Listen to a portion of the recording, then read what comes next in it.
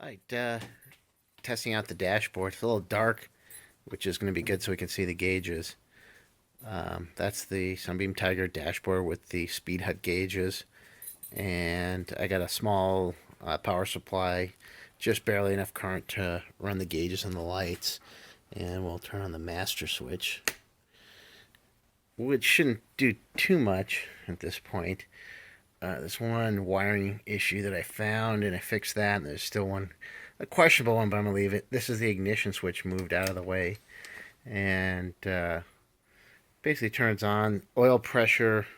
Uh, the oil pressure warning from the gauge fires off the two your engine's blown lights, and it's a little glary, but that's what you need in the daylight. The Speedhut gauges are off right now. You can't really see much of them because they're dim. If I put on the, oh, maybe they were on. Oh, no, they were on. Light switch, that's off. That would be headlights, or that would be parking lights, and that would be headlights.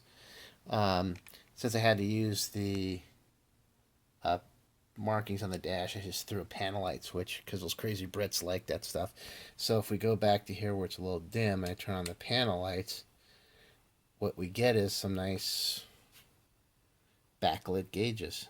Not crazy bright, but the nice thing is and you can probably see it a little better over here. If I could hold it steady and get it to focus, you could see the gauge outline of the Sunbeam Tiger logo is backlit also, which was a nice thing. I thought it was just screened on there. You can see the volts are about 12 volts. The rest of the dash looks like it seems to be working. That's the speedometer. It's trying to acquire a GPS signal, but I don't have the antenna connected up. This bright light is actually not that bright, but it's the orange. That's the starter button. I don't know if you can hear that. And again, these two lights are keyed to this gauge's warning, and I have it set for 15 pounds of oil pressure and below should set off the warning, and it does. And this is connected to that gauge with a. If you look on the website, you'll see there's a Speedhut. I think it's called Speedhut warning controller or Speedhut shift light controller, which shows how to modify a shift light or a relay kit to drive other things besides their shift light, because I didn't really want to use theirs. And if you want to turn off the gauge lights, again, you can do that. But what's nice is the smart guys that did some of the stuff at Speedhut. Right now, the headlights would be on. And as soon as they turn on the dash lights, they sense that the dash lights come on, and they dim this oil warning and also the two external ones if you use the controller the way I set it up. And the last test was it's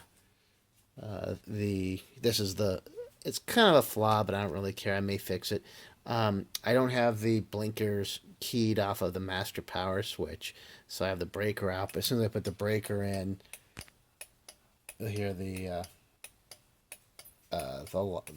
relay in the back click its heart out.